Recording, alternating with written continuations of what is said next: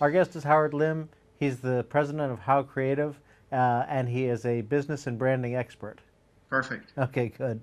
So I want to just jump right into it because I think one of the things is that there's a big misperception of what branding is. So why don't we just start off with you helping us define what that is?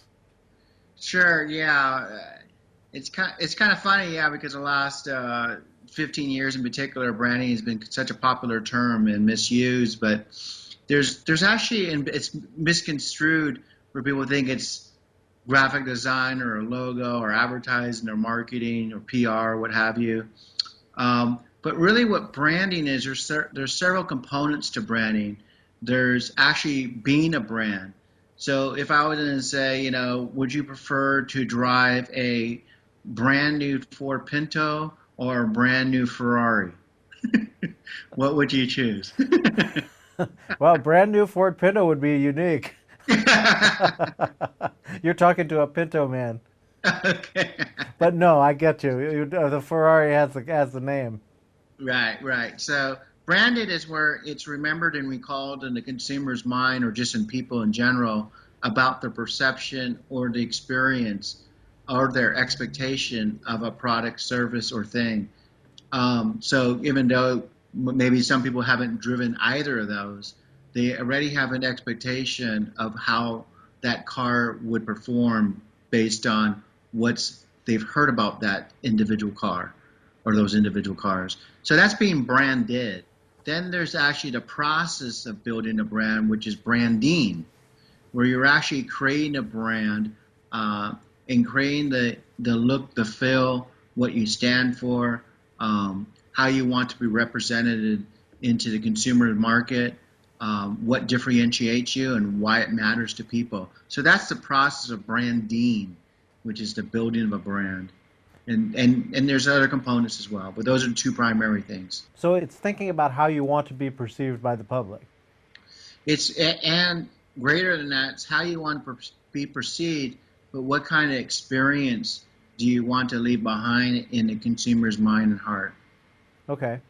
It seems obvious, but why is this so important for a small business, especially? Why is it so important? Because if you're trying to attain a consumer and give them a reason why they should be with you versus your competitor, that's why it's important. Because you want to create an impression in the consumer's mind of what you stand for, what differentiates you, and why would it matter to them. And you're trying to do this all before they've actually experienced doing business with you, or is it It, part of? it's actually a combination of both. It is actually before they do business with you. For example, if they're looking and searching for who you are on a website, then basically that's your calling card of today, your business card of today. And so people check people out before they want to do business with them by checking out their credibility and what is it that they're offering. Right. What are kind of the impressions that people can come away with, like from a website, or misperceptions? Well, then that's a good point. See, the point being is people and businesses are branding whether they're aware of it or not. They're automatically saying that as signal. And when they're not clear of their signal, the more foggy it becomes in the consumer's mind. So then that's what I call a liability for your company's image before you even engaged with the actual prospect.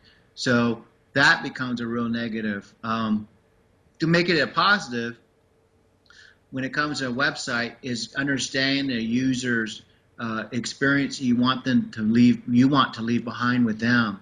What is the takeaway? So unfortunately, most websites are designed incorrectly. We're actually at 8 types of website designs now. Most companies I review are on second generation, and the difference is creating a sale. Creating the Ultimately, sale? Oh, yeah, right. creating a sale ultimately. Well, I run into this as a video producer. I've run into for many years. Is that we try to get our clients when we're going to go shoot them to think about, okay, what's in back of you, right? Where are you in the world in the setting? How are you dressing? It's not just about what you're saying and getting the words and getting it all lit right. That's kind of a given. You have to do that. But then it's like, am I a professional? Am I casual? Am I, and I imagine that's all goes into the branding. Yeah, exactly. The more that you can engage the senses, the better. So video do play a gigantic role. In fact, videos do very, very well when they're actually linked on someone's website. Because the more that you engage the senses, the five senses, the more that you actually have an opportunity to influence them. Right. And I tell my clients that with video is such a powerful tool, it can be a double-edged sword. You can do as much damage to your reputation as you can enhancing it, depending on what you do. Exactly. So, thanks, Howard, for talking with us about this. It's been fascinating thinking about how to create a brand for our businesses.